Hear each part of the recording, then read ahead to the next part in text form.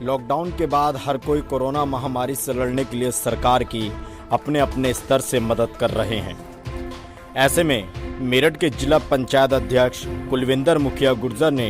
1 करोड़ 21 लाख रुपए मुख्यमंत्री राहत कोष में देकर कोरोना नामक महामारी से लड़ने के लिए सरकार की मदद की है। साथ ही उन्होंने भारत की खबर से बात करते हुए जमातियों पर भी जमकर निशाना साधा है। सुनिए आप भी, आखिर क्या कहा जिला पंचायत अध्यक्ष कुलविंदर मुखिया गुर्जर ने। सबसे पहला निर्देश तो यही है और सबसे निवेदन है बल्कि कि सरकार ने जो नियम या जो भी आपसे निवेदन सरकार कर रही है उसका बहुत गंभीरता के साथ आप पालन करें। लॉकडाउन का मतलब लॉकडाउन ही समझें और अपने घरों में रहें, क्योंकि आपके साथ आपका परिवार नहीं, आपका पड़ोसी भी, आपका राज्य भी और आपका देश भी निर्भर करता है। अगर आप लोग लॉकडाउन का पालन नहीं करेंगे तो ये महामारी और ज़्यादा भयानक रूप धारण कर लेगी, जो कि हमने कुछ दिनों पहले देखा है कि कुछ लोगों की वजह से आज पूरा देश इस महामारी से जूझ रहा है। जबकि हमारे देश ने बहुत अच्छे से माननीय प्रधानमंत्री जी और योगी जी जैसे कर्मठ लोगों के या अन्य मुख्यमंत्रियों द्वारा जो प्रयास किए गए उसकी वजह से बहुत अच्छे तरीके से कंट्रोल कर लिया था। अच्छा, अब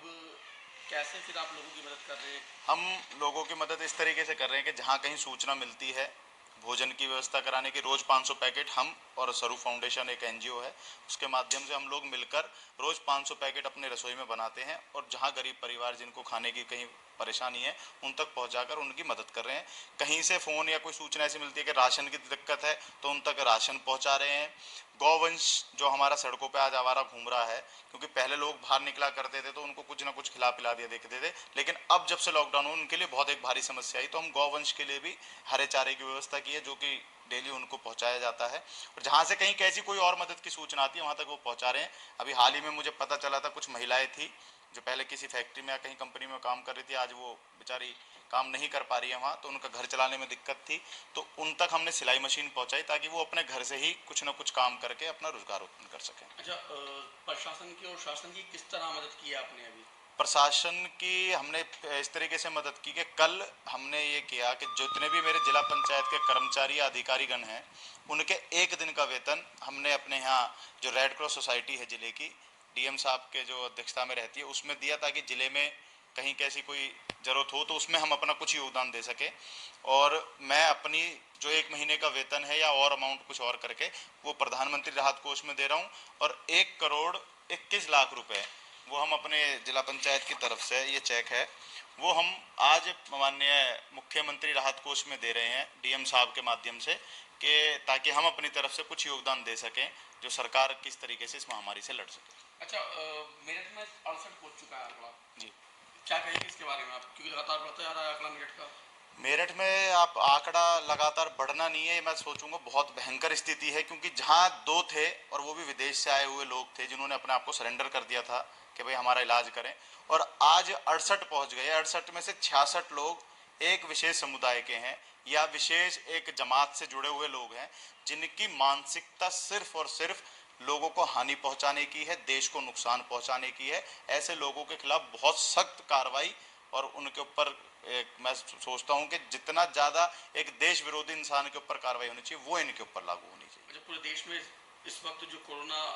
कैरियर बन के जमाती घूम रहे हैं, क्या कहेंगे इनके बारे में आप? इनके बारे में यही कहना, ये हमारे प्रशासन हमला हो रहा है, सरकार देखिए जो ऐसी स्थिति में ये जंग की स्थिति है कि जब पूरा देश आज एक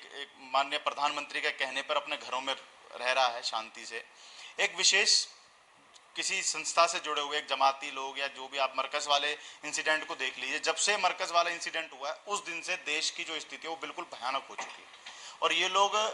मैं नहीं मानता कि हमारे देश के तो लोग होंगे, मेरे ख्याल से तो एक ये आप इनको कोरोना आतंकवादी कह लीजिए वो गलत नहीं होगा। ये थूक आतंकवाद, बम फोड़ रहे हैं कि थूक दूसरों के लोगों का घर थूकना, हैंडल्स पे थूकना, जो नर्स जो पुलिस वाले अपनी, उनका भी तो परिवार है, वो भी तो हमारे और आपके जैसे लोग हैं लोकेश भाई, लेकिन वो लोग अपनी घर का ना सोचते हुए, अपनी सेहत का ना सोचते हुए हमारी सेवा कर रहे हैं लगातार, और ये लोग उनके साथ बदतमीजी कर रहे हैं। इनके साथ भी यही होना चाहिए जो ये लोग पुलिस वालों के साथ कर रहे हैं या डॉक्टर्स के साथ कर रहे हैं। नर्सों के सामने कपड़े उतार के नंगा खड़े हो जाना, आप क्या समझेंगे कि कौन क्या क्या मानसिकता हो सकती है, आप समझ सकते हैं इस चीज को बेहतर। तो मेरा तो यही कहना कि ऐसे लोग हमारे तो नहीं हो सकते, हमारे देश के नहीं हो सकते। इन लोगों के ऊपर वही जो एक देश विरोधी के ऊपर कार्रवाई और या जो उनको सोच रखते हैं वैसे ही इनको सोचना चाहिए। प्रधानमंत्री जी बार-बार लॉकडाउन करने की अपील कर रहे हैं लोगों से, लेकिन अभी भी देखा जा रहा है लोग अपनी गलियों में बैठे हैं जमावड़ा लगा के,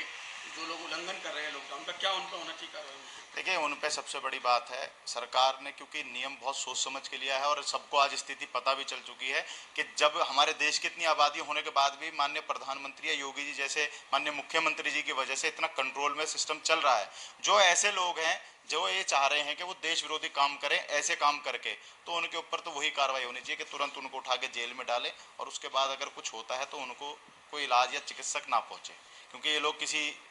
सहायता के लायक नहीं है मेरे हिसाब से तो। क्योंकि जो लोग अपने देश के लिए गंभीर नहीं हो सकते, मैं समझता हूँ वो किसी के लिए गंभीर नहीं हो सकते।